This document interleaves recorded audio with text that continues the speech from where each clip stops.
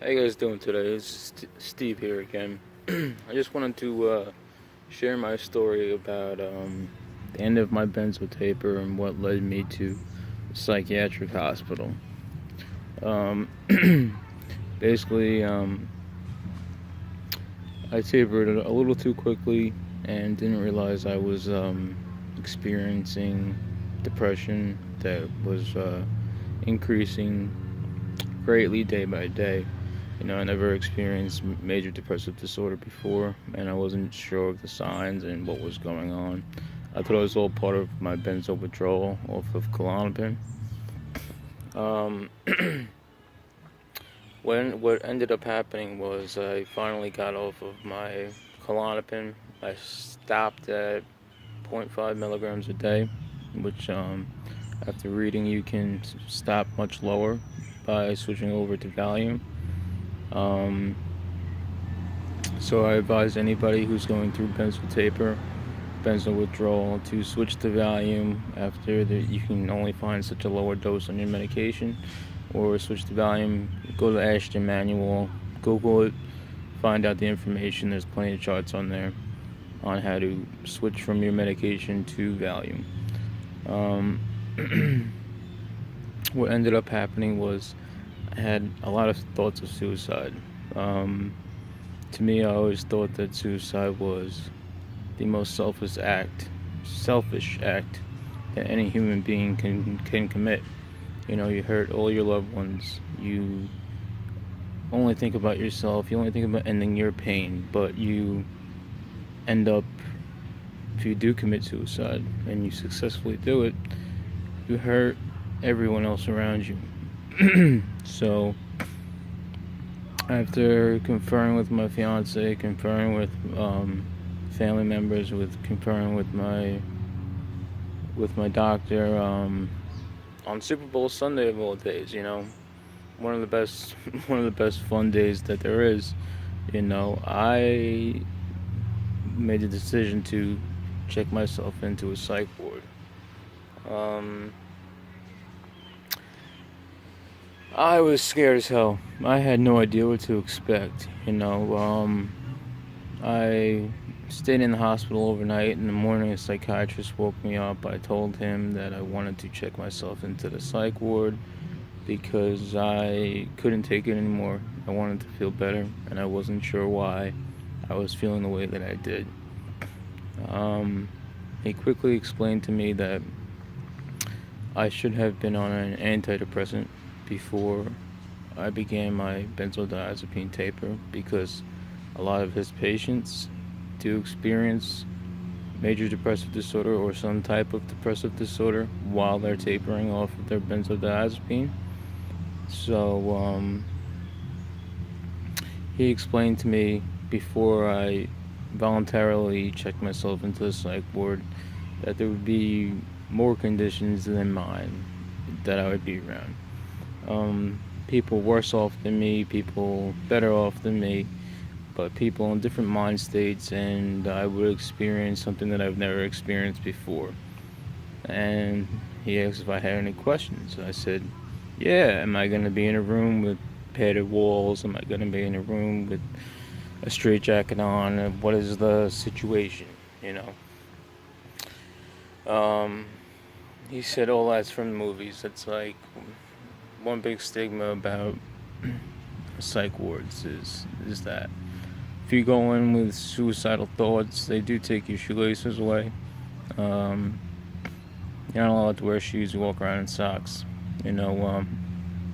That's not that bad, But you will be around people who do have other mental disorders, whether it be depression, whether it be high anxiety, major depressive disorder, bipolar disorder, schizophrenia, you name it, you could be around it. Now, everyone's in there for the same reason that you are, is to get help. Some people are forced to be in there. Those are the people who don't really agree with wanting to be in there.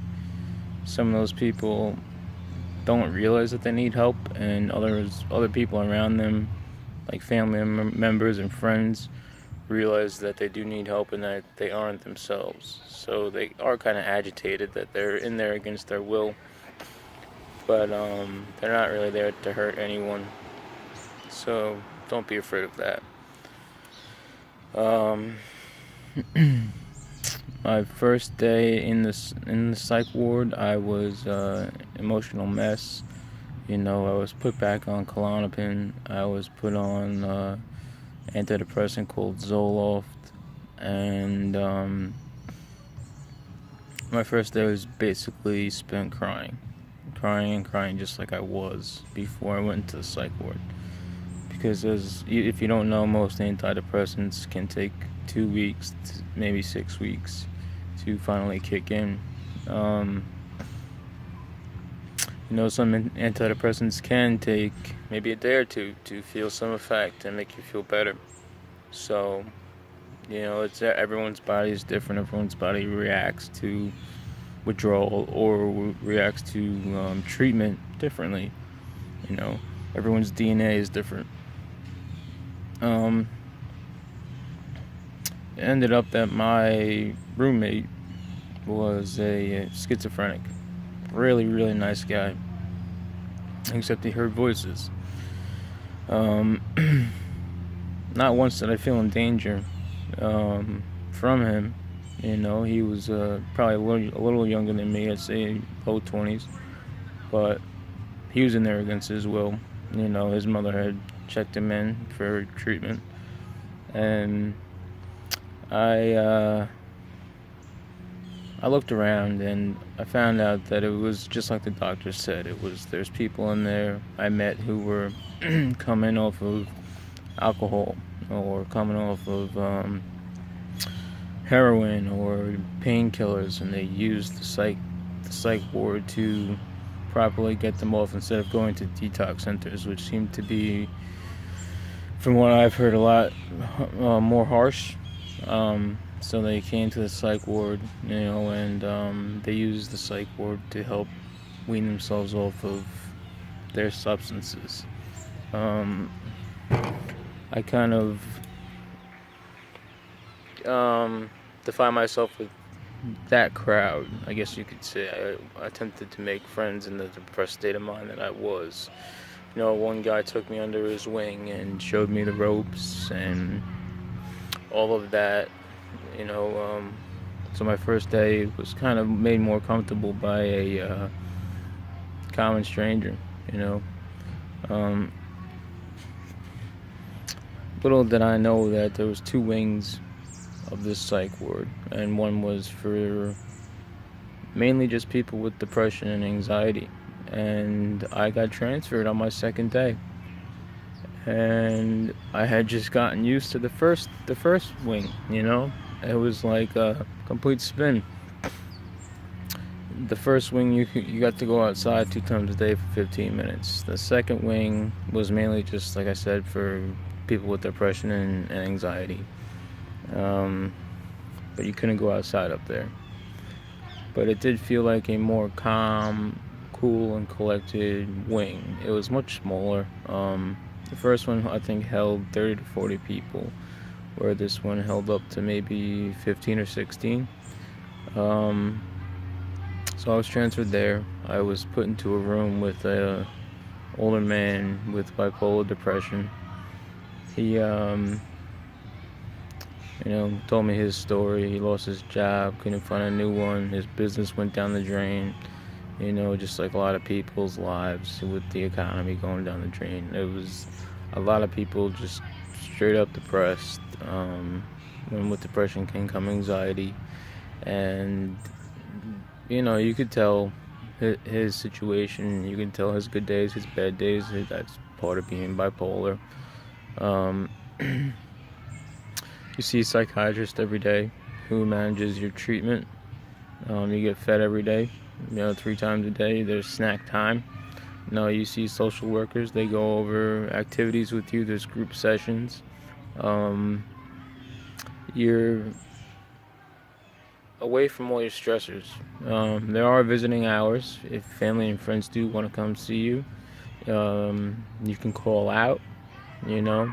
You can call to your family members, call to your friends until a certain time of night. You know,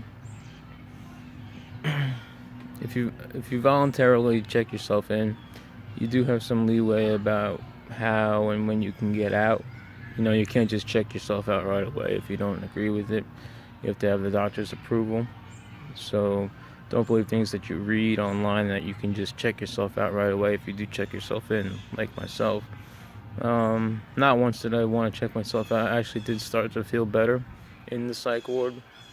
You know, it was somewhat comforting being around people who were depressed like I was, because sometimes it's hard for people to understand your depression and your anxiety when other people aren't dealing with it.